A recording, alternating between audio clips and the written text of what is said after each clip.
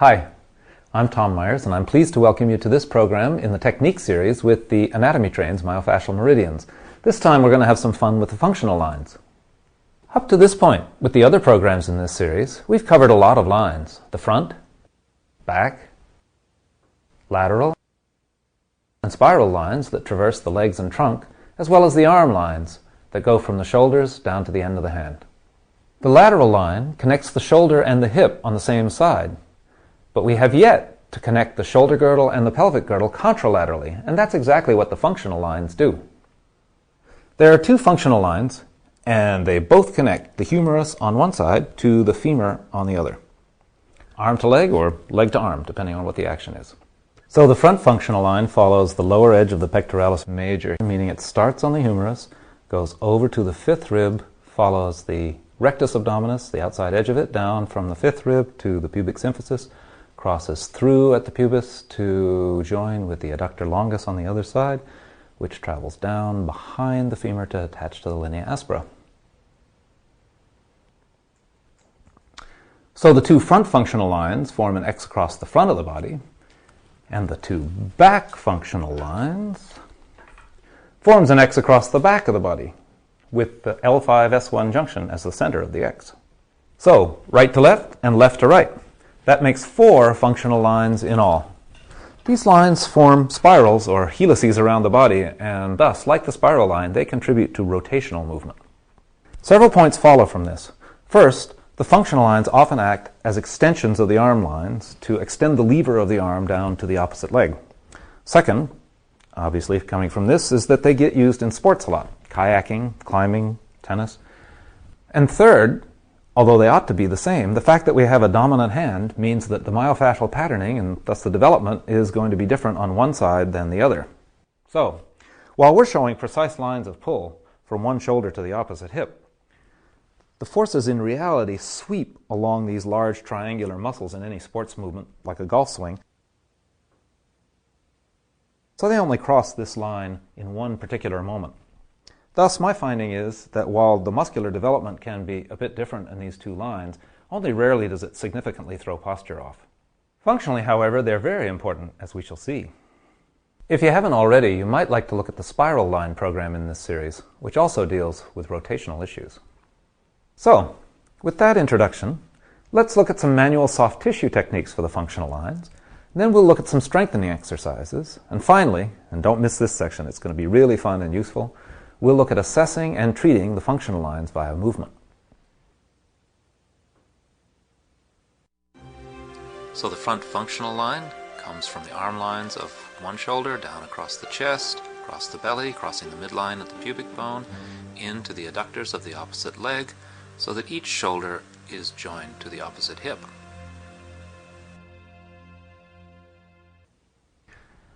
Okay, so let's get started with some soft tissue techniques for the front functional line, and we're going to work it from the arm down and over to the opposite leg. So our first technique will be with that outer edge of the pectoralis major. And we're joined this morning by Annie, our local structural integration practitioner and Pilates teacher, and we're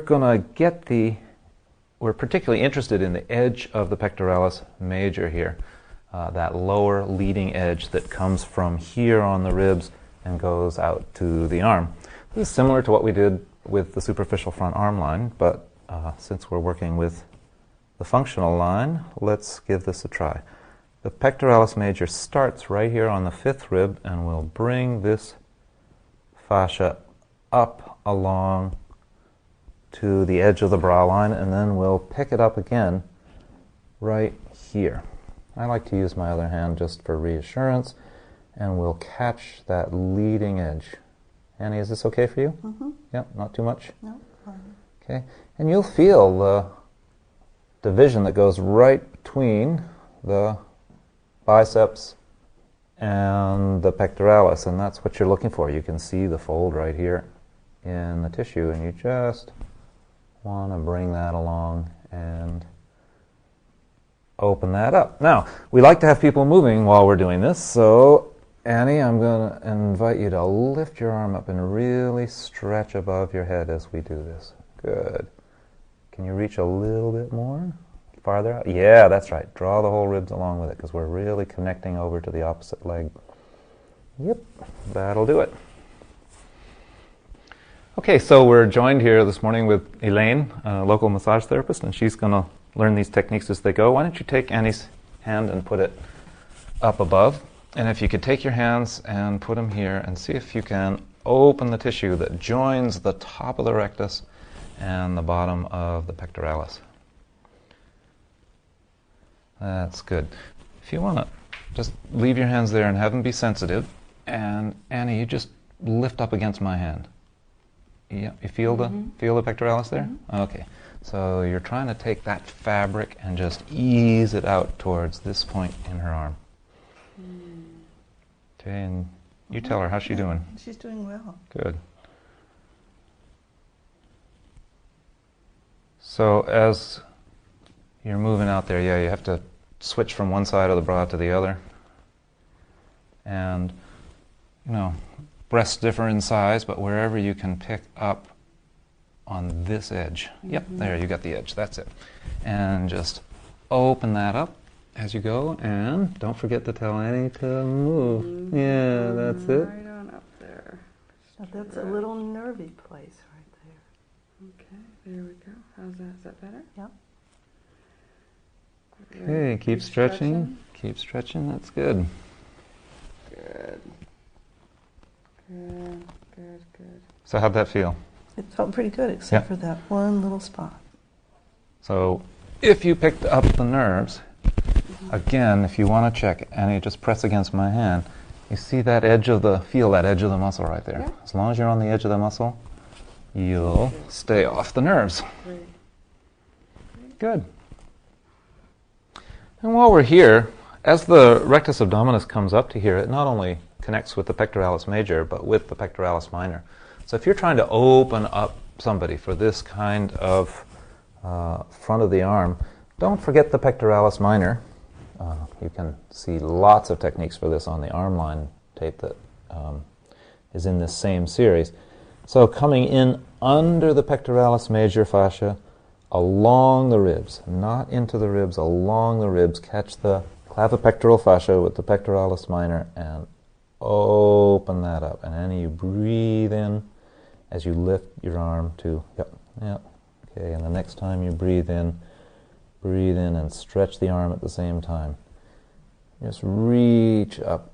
There's a beautiful plum just out of reach. It's cool, it's covered with morning dew, and it's going to be your best breakfast ever. Oh, that's it. Thank you. Okay, how bad was that? It's fine. Yeah, the image of the plum sort of took away the burning. Good. It actually doesn't, it's not painful. Well, don't tell them.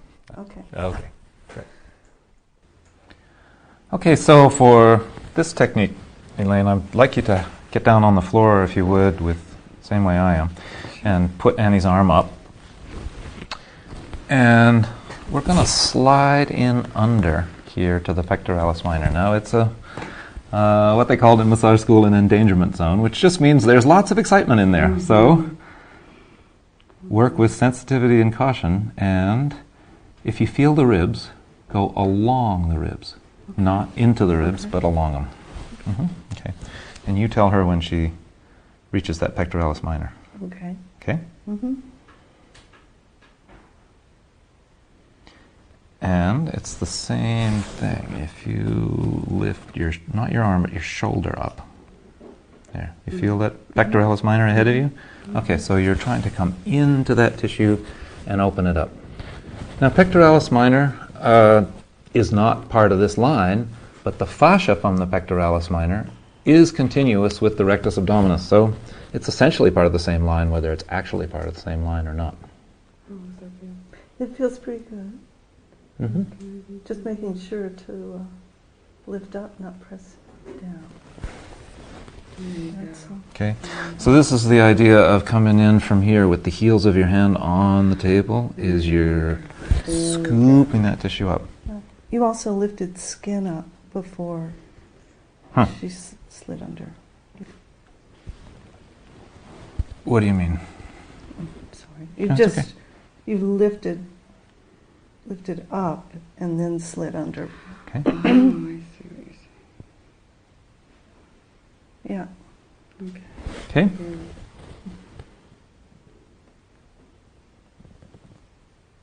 Is that getting it now? Almost. What's left? Just needs to go further. Yeah. Okay. So the thing That's of it. the thing of going the thing of going further, Elaine, comes not from your hands but from your pelvis or from your feet. Just send your hands into her body from your own feet. Yeah? Got it? Yeah. Good. Yeah. Okay. Yeah, Got it. that's Good. So now you stretch up and breathe. Very good. That's it. You can see Good. the structure changing. You see it Good. moving in there. Very good. Oh, We like that. very good. I can feel it moving. Mhm. Good. One more little stretch there.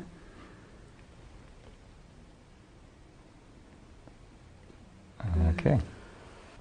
So you'll notice that most of our work is working up towards the arm, and that's mostly the way we work these lines to open up the motion of the arms. It could work in the other way as well. But we're working down the line progressively from shoulder to leg, and our next stretch here is the rectus abdominis.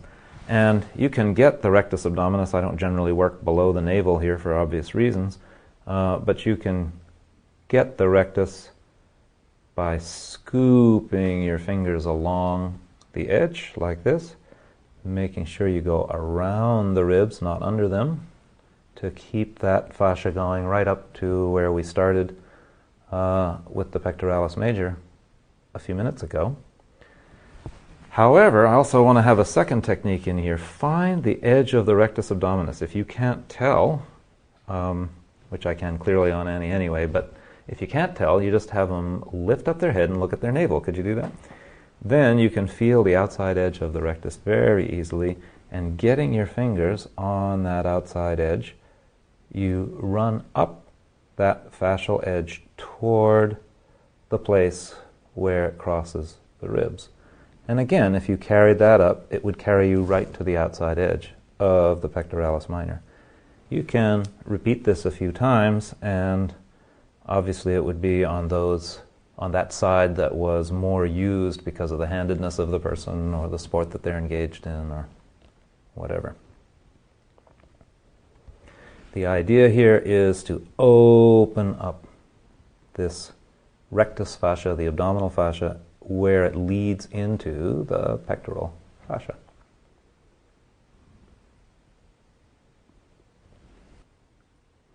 Boy, I don't know if you can see it on the video, but Annie has very good circulation and dermographic skin, so I assure you she has not been damaged. This is just increased blood flow to her skin. So Elaine, if you want to take up what I was doing there, and yep, it's a full 6-finger contact, and you scrunch your fingers a little bit and then open them up to catch not the skin, but that layer of fabric that you can feel on the surface of the abdomen. Mm-hmm. Yeah? And then once you've caught that fabric, you're just going to run right up it. You can even tighten up your belly muscles if you want to. That gives her something to work against. There we go. Nice. Because it's that surface that you want to catch. Okay? And just, the idea now is to drop the heels of your hands to send that tissue, to scoop that tissue up along belly. Now when you reach the ribs, you just Go around go, it's still a process of dropping the heels of your hands to go, that's it, right up on over the ribs. Still catching that fabric if you can, and right up to about the 5th rib or the bra line is fine with that. That brings you into contact with the last move that you did.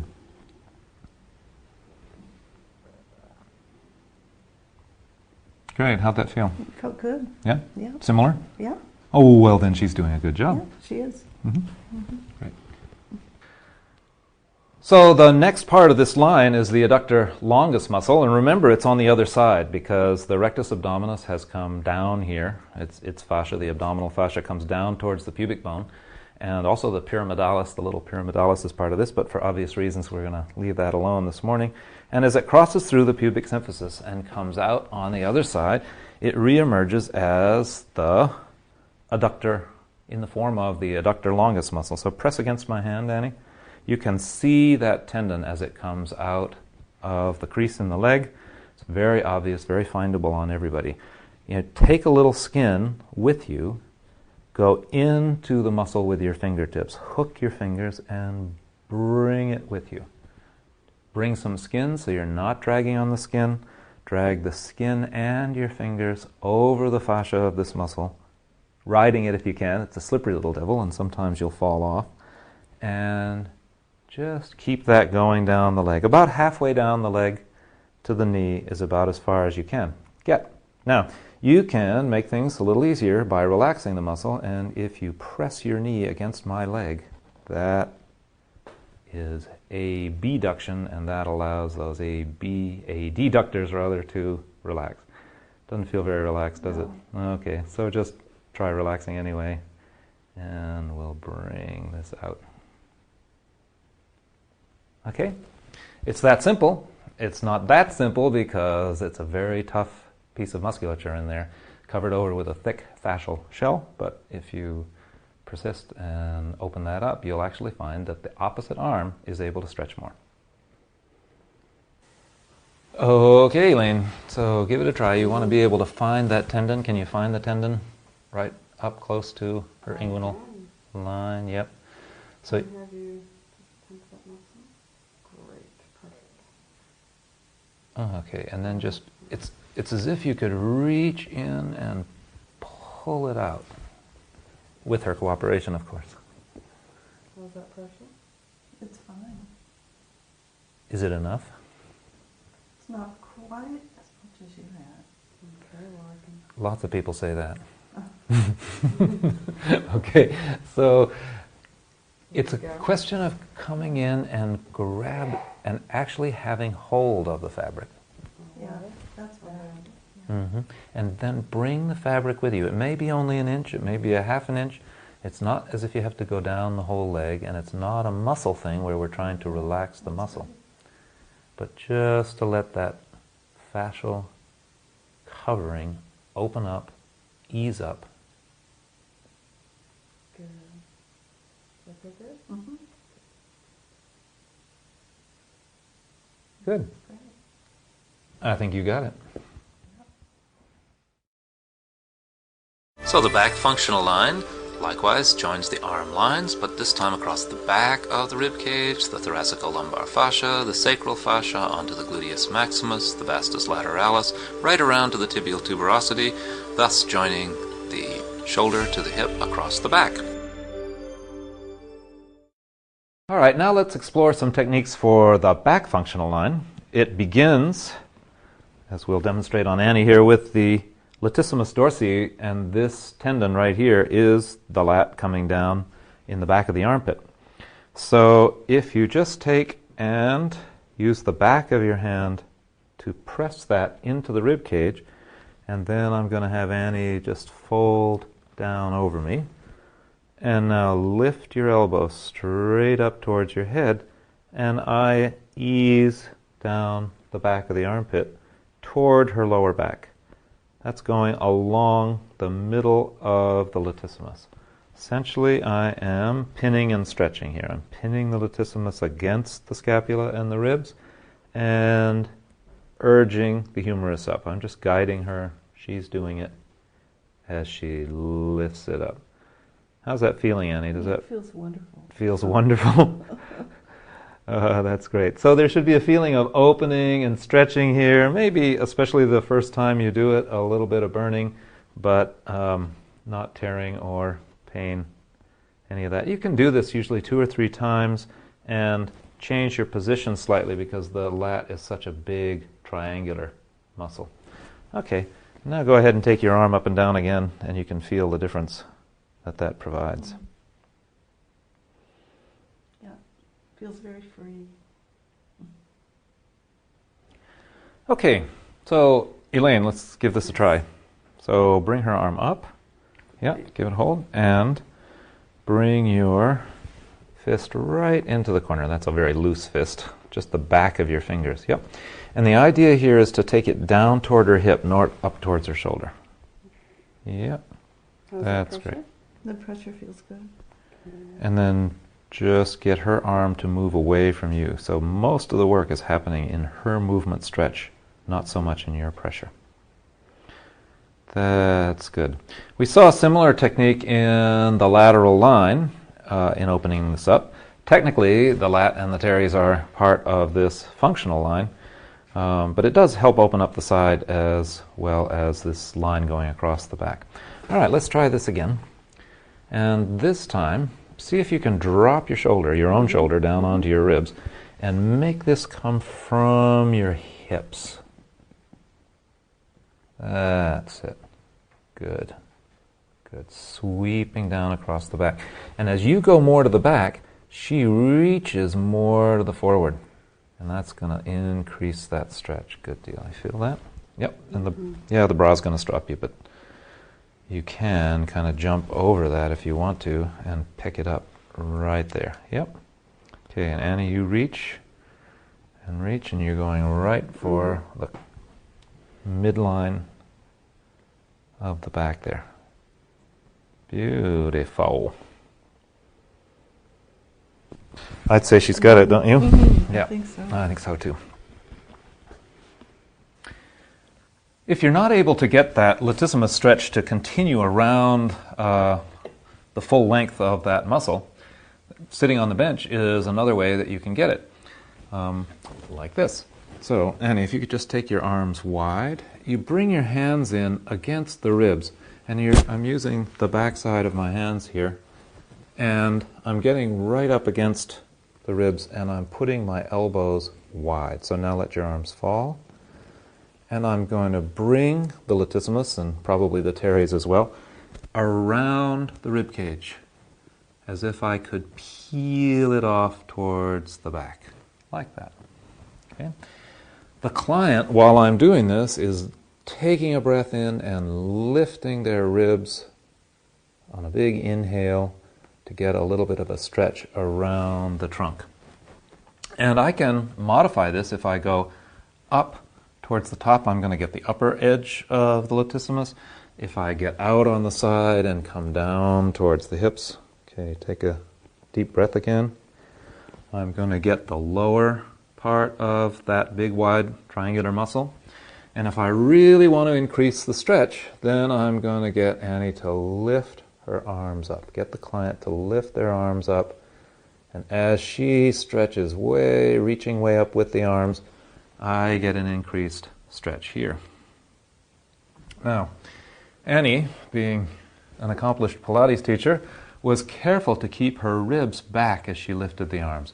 Many people, as you do this, now lift up your arms again, will take the ribs way forward, and that stops the stretch of the latissimus here. So if the client has a tendency to do that, which Annie doesn't, you can keep the ribs where they belong with your pressure and your hands here to make sure that they don't just jack those lower ribs forward while you're doing this technique.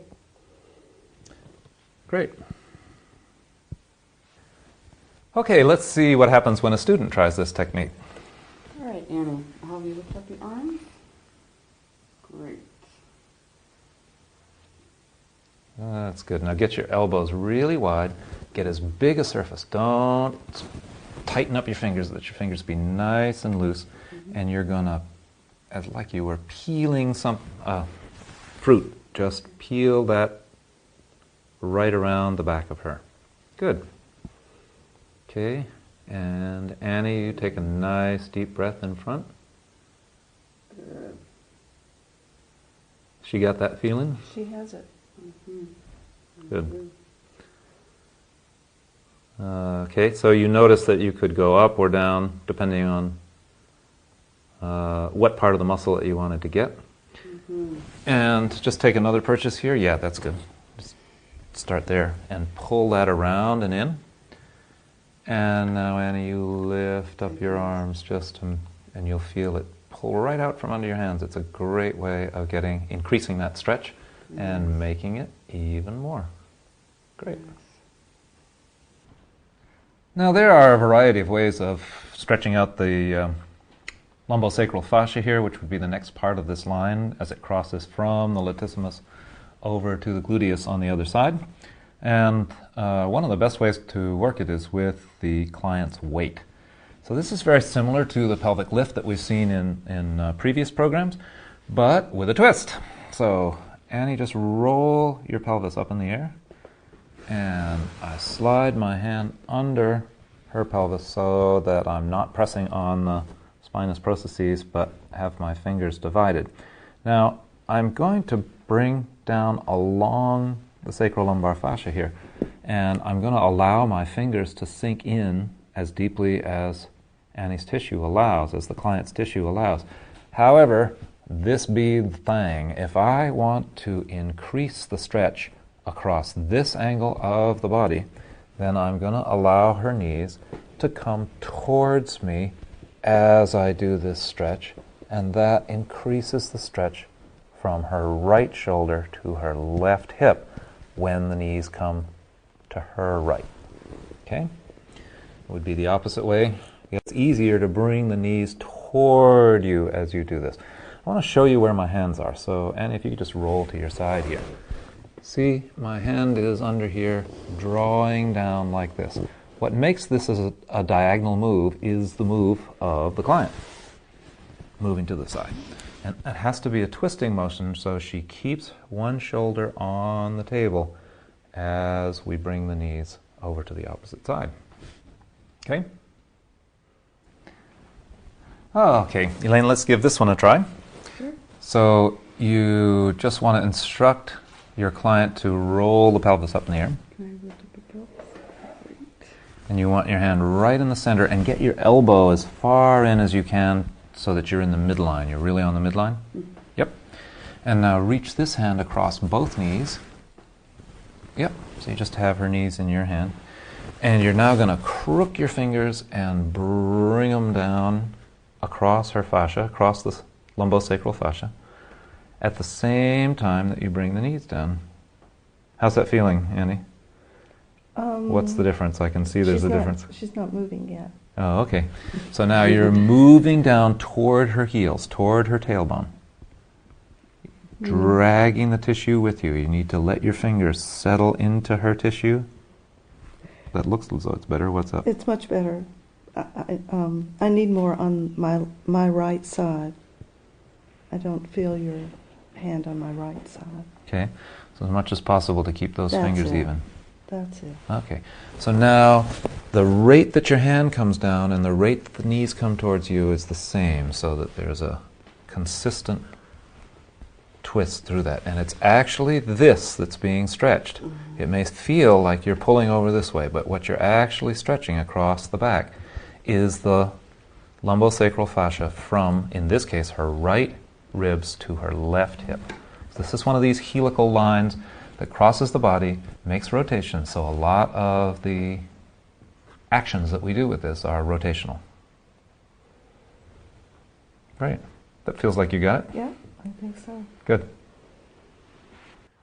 Okay, so the next piece of this line is the lower part of the gluteus maximus that comes off the sacrum and comes down here to the outside edge of the femur, just below the greater trochanter.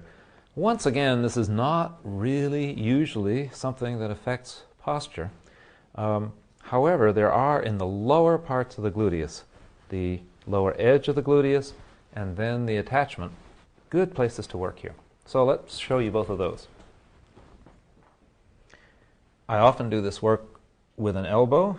If you find the greater trochanter and the ischial tuberosity and go about halfway in between, and you sink into the client a little bit. Is that still all right with you, Annie? It's fine. Yeah? And then go in a southwesterly direction. Oh, I'm sorry, inferior and lateral direction to bring that tissue down with you. There is a very tight place in the gluteus maximus, deep in the gluteus maximus muscle. This was taught to me by Vladimir Janda, the Czech physiotherapist, and a very important place it's proven to be to open that up. You feel that little thing? So I'm looking for that tightness on the back side of the trochanter and easing that out by bringing it down. I'll show you that. It's easiest to do with your elbow, the flat of your elbow, by the way. However, I'll show you with my fingers so that you can see precisely where I am. We're using cross-fiber friction here, I suppose would be a way to talk about it. I just think about it as if you're taking unruly hair and brushing it out a little bit at a time. Just taking a little bit of that hair and using your fingers as a brush.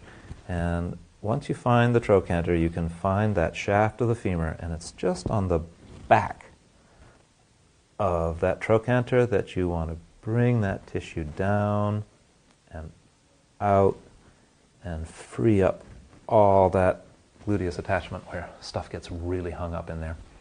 Is that okay with you, Annie? Yeah, it feels freer. Feels freer. Well, that's good. Okay, Lynn, so this is tougher, deeper stuff, so let's try using your elbow here, which just means you're going to move slower. Actually, just use your fingers to feel. There's a deep part of the gluteus that you can, if you strum in there, you'll feel. Yep. Okay, so that's the part. So put your elbow just above that, kind of the flat of your elbow, just above that place, and kind of catch it, and then bring it down towards you. Yep. So you're trying to melt it, but it's quite deep in the muscle, and it's quite tough. So, Annie, how do you feel about this? Is she getting there, but not too much? She's not quite there. She's not quite there. Not quite as deep as you were. All right, so We can yeah. change that. Yeah. It's a question not of muscle, but just of weight, just letting your weight come into her body, that's it. And then when you're that deep, there's an inverse relationship between depth and speed. So slow down when you're in that deep. That's great. A lot of the functional line work that we do is fairly superficial, but this part, deep in the gluteus and at the gluteus attachment, is fairly deep. Now, what movement could you have her do? She could, this is not really much of a movement, but it does provide some relaxation in there. Press your knee into the table, Annie, and relax. And then press your knee into the table, and then relax it. Do you feel how that helps you in? It Yep. does. Good. Does that feel? Feels good. All right. Now, it's going to be the same type of thing. We're just going to move a little farther down here. Feel where the back of the femur is there. And we don't use words like scrape, but it's as if you were scraping the back of the femur, or, as I said before, kind of combing out a bunch of tough hair. Yep. So if you hook your fingers, so you kind of curl them in there, and you bring that tissue down and out. That's good. All right. I'm going to switch your position. If you stand here, yep, so that your pelvis can pull your fingers. So I know you're used to pushing as a massage therapist, but see if you can pull the tissue out and stay in contact with that bone. Okay, good. So relax just a second, come off. I'll just show you, if you were working across the body, you could push and get this done. Here's the stuff that I want to get. You feel that, Annie, right on the back of the Yes, I do. trochanter? So if I did want to push, the position you're in, you need to pull. But if I did want to push, I could work across the body like that. And it's still that same thing of finding where the tangled hair is, getting a little bit of it, and brushing out that tangled hair. Okay? Yep, that's good. Frequently, with overuse of the arm, such as in throwing or a lot of reaching, the back functional line loses its evenness of tone or gets improperly recruited. In this kind of case, it's good to give an exercise that uses and strengthens the line as a whole, and that's what we're about to show you. It's good to do these kinds of exercises after you've done the techniques that we showed you in the last section to free up any tensions within the muscles and to separate them from their surroundings. So this is really simple, but still effective. I'm going to ask you, Annie, to lift your arm, your left arm and your right leg up. Okay, now the idea here is that you're going to lift them both up. It doesn't matter so much how high, but that you're going to lift them both at the same time. So lift both my fingers and then come down. So do you notice that there's more pressure on your right arm and your left leg when you do that, right? Mm-hmm. Okay, so feel the pressure come down on the one legs as you lift the other legs.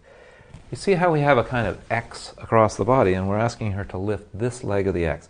Now, if you want to increase, if you got somebody who's a really body-built person, and they've got the timing right, the first thing is the timing, that they both come up at the same point and both go down at the same point. Now, you can add a little resistance to this and come up by just coming behind the knee and behind the elbow.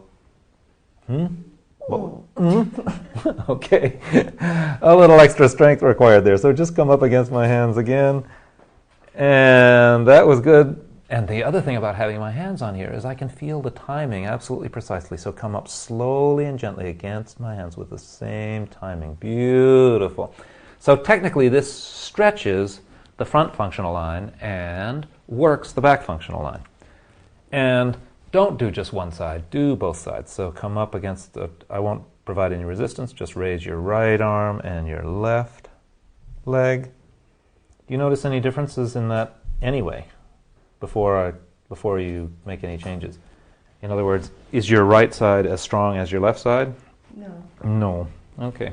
So do watch the timing on this. The strength in the muscles is one issue, but the timing is the really important part, because particularly in somebody who's doing a lot of throwing and over-exercising the rotator cuff, the back functional line acts as a brake and saves the rotator cuff from damage. And if this isn't recruiting properly, then the rotator cuff is subject to damage. So just bring your arms up and your leg up right at the same time. And I can feel that so clearly with my fingertips. That's the easiest way to get that timing absolutely correct.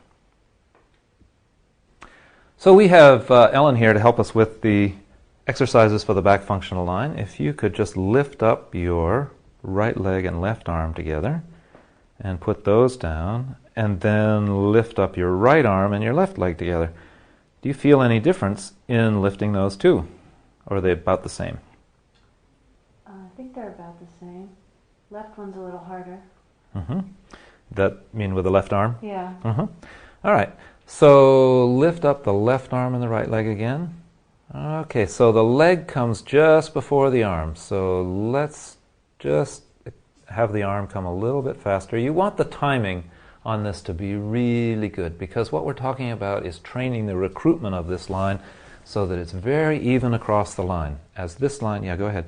As this line acts like a brake, a B-R-A-K-E kind of brake, to the big long motions of the arm, and thus having this line recruit properly is really helpful for the rotator cuff and rotator cuff problems. So go ahead and lift the opposite now. Oh. Yeah, Right. this one and this one. Good. Now, if you got somebody who's really strong or is really sports oriented and you want to increase this, all you have to do is put a slight amount of pressure. It doesn't take much to make this a much harder exercise for the person. And once again, Ellen, see if you can get that timing. That's it. There goes your timing. Once more. Good.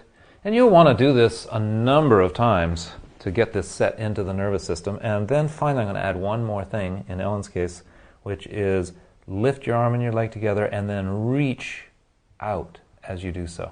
So we really get a strengthening and a stretching involved in this at the same time. That's great. I'm only showing this one or two times, but you'll want to have your clients repeat this a number of times, maybe several sessions in succession. So if you feel the need to stretch the superficial back line, you can do that on the table or on the floor, as we'll show you in a minute. If Annie, you could just go ahead and let that leg just drop right off the table, and you're going to reach over and grab the outside here to really bring that around. But now use your hand to really turn the leg in. In this way, we're stretching the latissimus across the body to the gluteus on the far side. So by really turning this in, are you feeling that or not yet? Mm-hmm. If you want to increase the stretch in the gluteus, bring it across that way, bring it across your body towards your hand, and then continue that internal rotation. Now you're really stretched out, so you could even stretch past your foot there to give that stretch some more. In that way, you can get a stretch on the back functional line if it's too short. Okay, so now let's try it on the other side and see if it feels and looks the same. Okay, so we just drop one leg over the side to keep it from being a hamstring stretch, and then reach across with this hand, grab the outside of the foot and turn that in. And you're so stretched out, we really have to increase that by moving it across. And here we've got the stretch for the other side. Does it feel the same? It feels, I have more range of motion on this side. You have more range of motion on this side. That's what I think. Look at this hand. It's just keeping going right along. So, by reading the differences between these two sides, you can see where you need to work and where they need to work. So, if you should feel a need to stretch the back functional line, here's a way to do it. If I sit Ellen on the edge of the table so that she can lean forward with that leg relaxed, she can reach for the outside of her ankle. Now, and you can just let this arm relax if you can. And Ellen's had a spinal fusion, so this is going to, her back is not going to bend the way others, but she's still going to be able to get this stretch along the back functional line by reaching out with that arm and along the outside of the leg. Now use your arm to turn the leg into a medial rotation. How much medial rotation can you get at that hip? If that's a strong enough stretch, that's great. If you want more of a stretch, you can bring the leg across your body and still lean straight forward into that. Where do you feel that actually? Right in the right ribs. Right in the right ribs. So right in here? So where you feel that might be an area where that you can work, although Ellen's body is different from other folks, both because she's a yoga teacher and because she's had the spinal fusion. And if you were just to switch over to the other side, let's just see how it works on the other side. Drop the leg over the other side. Good. Reach across with this hand. And then for you, because your hips are open, bring that leg across. And then, see how that knee's going out? I really want that knee to turn in as you lean forward that way. Yep. It's an interesting, actually, little restriction in your hip, isn't it? Yeah. From that internal rotation. Yep. But that will give you a stretch for the back functional line. So this exercise for the front functional line is very similar to what we did for the back functional line. We're going to go across the body from right to left. We arrange the client in a kind of X pattern, as Annie is now. And so I'm going to invite you to simply lift the right arm and the left leg at the same time. Good. And just notice how that feels. And then this one, notice how that feels. Okay. So the timing thing is crucial here too. So let's see if the arm and the leg can come up at just the same time. That's it. And if you have your hands on the body, it's really easy to tell whether they've got the timing right or not. And try this one again. Yep, and you can feel lots of different things going on through the body, but right now we'll just focus on this. We want to add something to this, which is when you lift the leg, let the leg roll out, turn the leg out, and when you lift the arm, turn the arm into a medial rotation, okay? So come ahead up and add that, okay. And we're looking for the whole thing to be recruited together and come up and have a strong contraction and then totally relax, and then do the same thing on the other side. And I'm just offering a little resistance because Annie's muscles are strong, and giving that little extra resistance makes it actually into a strengthening exercise and helps the body feel where those muscles are. I'm only doing this a couple of times. You'll want to be doing this a number of times with the client, switching back and forth from right to left. This builds this coordination across the front of the body in contralateral girdles, and will help with sports motions and in generally stabilizing the shoulder on the opposite leg. The exercise for the front functional line is very similar. We set up the client on the table in an X pattern so that the legs and arms are a little bit spread apart, so they're really connected through these lines. And we're going to invite Ellen to lift her leg and her arm at the same time. And once again, go ahead. And if I keep my hand on here, I can tell exactly how the timing is. So again, the leg went up a little bit before the arm, so let's see if you can get them both there. And you can feel it right through the trunk when you get the timing right. We're going to add one extra thing to this front functional line exercise. As you lift up the leg, Ellen, turn the leg out a little bit as you lift it up, and turn the arm in a little bit. Yep, that way. A medial rotation, okay? So start from relaxed and come up and out with the lower leg and up and in with the upper arm. That's great, okay, and relax down. Now, do this a few times, just keep fully relaxed in between, and then start again. Breathing in, good. Breathing out. Fully relax. In this way, I'm feeling my way through her body as she is feeling her way through her body. And I can make it a stronger exercise by simply adding a little resistance, which I'm in the position to do. Just a small amount of resistance makes it a harder exercise for her. Strong exercise. And you'll want to do this, as with the back function line, you'll want to do this a number of times until people feel really coordinated. You feel how that's not quite as coordinated as the other side? So come ahead, bring that in. Yeah, that's better. Ellen's a fast learner. She brings it right in. And now add that medial rotation with the arm and the lateral rotation with the leg. So they're both going to go like that as they come up. Yep. The leg turning out and the arm turning in. Good. Now try that without my pressing. First one, and then put that down and use the other. And see if you can go right from one end to the other as if you were walking. Just one and the other. Yeah, that's it. Walking or almost swimming, it is. Terrific. Good for strengthening the trunk, good for coordinating the contralateral shoulder and hip. Okay, for a stretch for the front functional line, you can use the table in a unique way. I'm going to ask Annie to get catty corner on this table so that really the hip is close to the table and that's falling off, and this shoulder is as close to the side of the table as we can get. Yep. And if she lets her arm and her leg hang, then gravity will do the stretch. If I'm feeling the need, I can add a little bit of weight by putting my hand above the knee and on the elbow and just increase this stretch a little bit more. You all right? I'm great. You're great.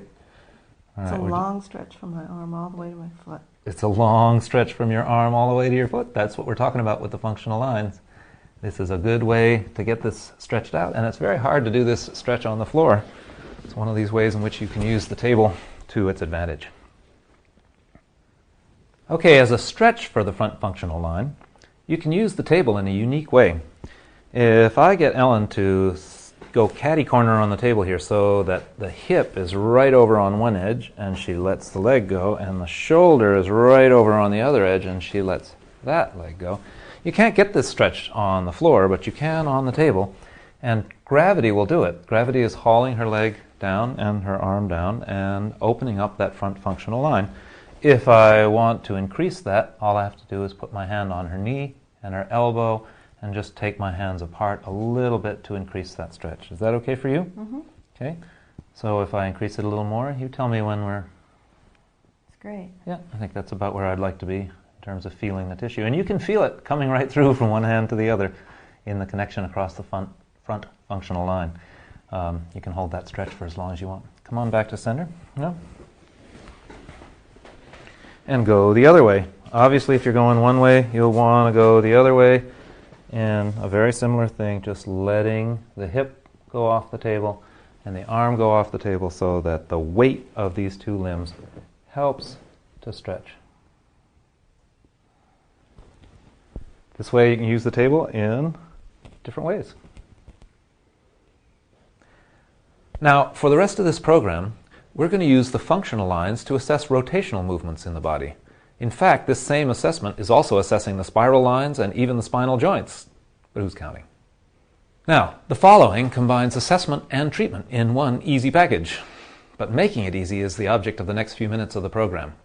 Once you get the basic skills down, you will need to practice this with a lot of different people in order to make it yours. This is a simple but profound movement, but it takes practice, practice, practice. So, we have our friend Leah on the table to help us with our assessment of the functional lines, and here we go. So what we're going to do here is very simple, but it takes a little practice to make the simple easy.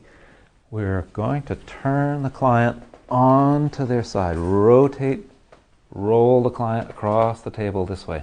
Now I know that looks dangerous, but it really isn't, and we'll address the safety concerns here in a few minutes. But we need to get some technique down first. So let's imagine that your client is lying like this. How do you get here? Well, just bring the client's hands, or have them bring their hands, over their head, and the back of their hand will rest very easily in your palm, like that. Then you just curl your fingers around the base of their thumb and let your thumb and forefinger enclose the wrist. And then you have a very secure grip that feels good for the client and is very good for this move, because you then need to add the three elements in. The three elements of the movement are extend. By extend, I just mean lean away from your client. That means I can feel her weight. It means that she and I are in a codependent relationship. If I were to let go, I would fall over. But the tension holds us together. Perhaps you've been in a codependent relationship where tension holds you together. Anyway, you have the extension. You add now rotation. I'm just going to rotate one arm, and I'm going to rotate it in the direction I want her to go, which is a medial rotation as we go over this way. And I don't lose the extension when I add the rotation. So extension, keep the extension, add rotation. Rotation and extension, keep the extension and rotation, add simply walking across the body that way. So, same thing. Extend, rotate, translate. It's very easy as long as you keep all the elements. What you don't want to do is extend and then lose the extension and then put the rotation and then lose the rotation and try to translate it. It won't work to sequence the body that way. Now, once you have this down, if you take a look at her shoulder, you'll see that once I lift her arm, the next thing that's going to sequence, as we look at the sequencing through the body, is the scapula. Once I have the scapula, the next thing in the sequence is the upper ribs. From the upper ribs to the middle ribs to the lower ribs to the lower back to the hip to the legs, and right on through to the feet. So you can see her foot doing a medial rotation, same as her arm. We sequence that right down through her body. Arm to shoulder, shoulder to upper ribs to middle ribs and lower ribs, and lower back, hip, leg, foot. Beautiful. Okay, come back on your back. Now, you don't want to tip your clients onto the floor, that's for sure. So how do we make sure that this is safe? It's much safer than it looks like. But here's how you can make sure that it's safe. The first thing about safety is, as you come into this roll, where's the center of gravity? Center of gravity is in the pelvis, or just above the pelvis. So is her pelvis over the table? Yes, it is, yes, it is, yes, it is, yes, it is, yes, it is. I'd have to go, whoa, she's still on the table, she's not falling off. Okay, yeah, just let your leg go, it's okay. I won't let you fall, because all I have to do is pick up with the other arm and she comes back. So we take her almost off the table to where she was worried, but she needn't be worried, because I can always lift up. I'll show you on this side one time more. I can always lift up on the other arm, the underside arm, to bring her right back onto the table. So don't worry about tipping your clients off the table. Okay, so in terms of the soft tissue, if you watch what we're doing here, we're starting with the arm lines. In terms of the myofascial continuities here, we're starting with the arm lines. The arm lines takes us onto this back functional line.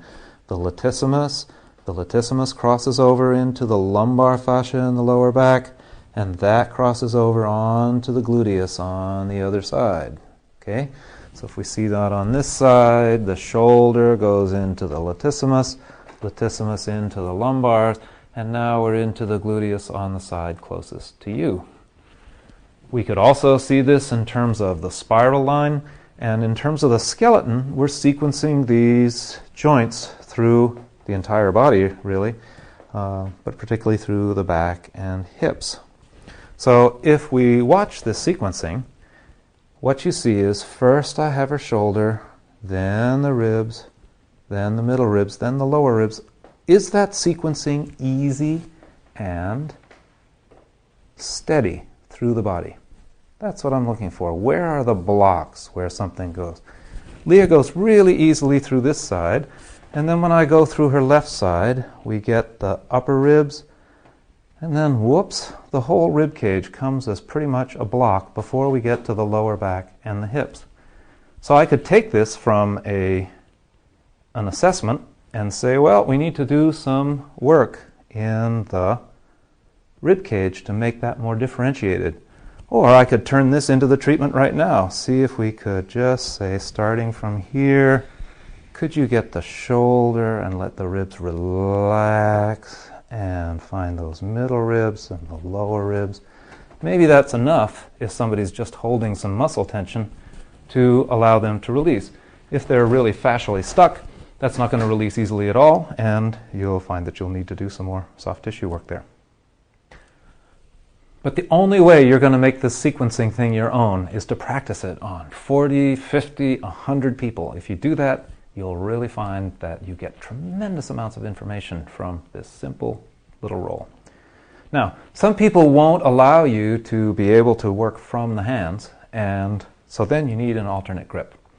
And if they're having wrist trouble or forearm trouble and you can't do it, if you just slide your hand down the upper arm, you'll find you come to rest on the epicondyles. So just north, just proximal to the elbow is another good grip for this, and the principles are the same. Extend, rotate, displace, and you get exactly the same sequence going through the body, and that's really comfortable. What I don't want you to do, what I recommend anyway that you don't do, is grab the lower arm like this and try to make it work through the lower arm. You feel how stiff you get when I do that? It's really hard to make the sequence work, yeah. So just let your hand go down to the elbow, and then you'll be able to take this right through, no problem. Now, some people are going to have trouble in the shoulders, and they're not going to allow you to do this in the shoulders at all. But we have an alternative way of getting to it, and that's to do this from the feet. So let's do that now. So the procedure down here at the foot is just about the same as the procedure up in the arm. The grip's a little different. Just drop the heel into your hand so it fits comfortably. Grab a hold of that medial arch or the big toe side of the foot and lean away, extend, rotate in the direction that you want the body to turn, then carry the leg across the body, and you'll feel it sequence all the way up through the ribs and the shoulder to the neck. And it's the same over here. Watch now. The way the knee is constructed, you pick up the whole leg when you first pick it up, but then you get the hip, and as the hip begins to lift, you feel it sequencing through the lower back, from the lower back to the lower ribs, middle ribs, upper ribs, and finally into the neck. I don't mean to show off, but you can feel such subtleties in this. If I just go right through here, I can feel at about T6 or T5, Leah has a little hitch in her get-along in those facet joints in her back, and with that information I might direct what I'm going to do for treatment. Now, some people cannot lie with their arms up. So Leah, if you just bring your arms down, it's preferable that they lie with the arms up, because then they're rolling over the armpit instead of rolling over the shoulder, which is a longer lever arm. But if you look here, you can still do the same thing even if somebody can't put the arms up, at least most of it. So we would sequence through the hips, the rib cage, and the neck, up to where it runs up against the shoulder. You can't go quite as far with this. It's not quite as much fun, but you can still tell almost everything the same. Okay, we've brought Leah down to the floor here so that I can show you how this motion is in its fullness, because you can't take it all the way to its conclusion on the table or people would fall off. If we brought her all the way over, she would go from back to front. Extend, rotate, displace. By the way, coming back is exactly the same thing. Extend, rotate, and put her hand right over here, and around she comes. Same thing over here. Extend, rotate, displace, and the spiral goes right through the body, and she comes over from back to front. Extend, rotate, put the hand over here, and back she comes.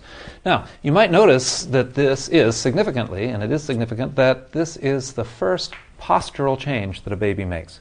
Baby is always able to lie on its back, and the first thing that it does is, at about 6 months or so, in terms of postural change, roll to the side and then to the front to look around, and then to roll back again from front to back. If you'll notice what happens when she does this as a baby, as she comes over, the head comes up and she's able to look around. So I've been organizing this movement in terms of Leah and in terms of the assessment that we were doing in terms of the hand, organizing it from the hand. A baby will organize it different ways. For instance, Leah, if you take your leg and just cross your leg across your body and just follow that, follow that, follow that, you can create the same motion from the foot as we did on the table. And the same thing, bring your foot back over your body, rotate it, and boom, there you are. So we could motivate this from any place. A baby is likely to motivate it from the eyes. So Leah, if you just watch my finger, let your body follow, and boom, there you come. And if you were to come back, all we have to do is spiral around that way, and back she goes. So a baby is usually looking after mom. Where's mom? Where's mom? Where's mom? And organizes a turning over. Now, this motion then is very, very primal, very, very fundamental, and moves from the one state of being on the back to a more advanced state, if you'll forgive it, of lying on the belly.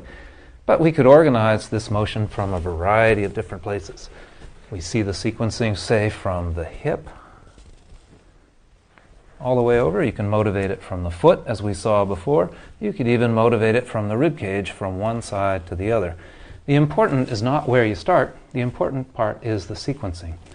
If Leah makes herself like a log and I try to turn her, oh, I really have to work, and she feels no connection through the body. And unfortunately, this is the way a lot of us are today, really logged up and stiffened up. So a lot of effort and shakiness is required in that. Once the body gets this kind of sequencing, it's really easy to move from one state to the other. Anyway, we'll go back to the table, but I just wanted you to see what the basis of this very fundamental, very simple, very easy, once you've done it a number of times, movement is. Okay, so you can notice in this developmental sequence we've gone from back to front, just as a baby would do. But you know, that's not the end of what a baby does. So, front to back, back to front. Baby's head is up. What's the baby next going to do? Baby's next going to look over its shoulder and look up, look over its shoulder and look up and come to sitting. That's the next developmental place, the next posture that a baby will take. And if the baby looks over its shoulder, and just puts its hands down, boom, it'll come next to crawling, where it's got three great big heavy weights up in the air. And now turn this way, and we come onto one foot. And finally, put your weight over that foot, and boom, up we are to standing. This developmental sequence, of which the assessment that we've been working with is only the first stage, is a really important, I think, generator towards natural movement. We'll be exploring this in a future tape, in which we'll devote entirely to working with this kind of movement sequence. But this first assessment that we've done, with the back functional line turning from back to front, and the front functional line turning us from front to back, that's the first part of the sequence, and it's a very useful assessment. So there you have it, a lot of ways of assessing and working and playing in the functional lines. I hope you enjoyed this program and the other programs in this series. Good luck and good skill.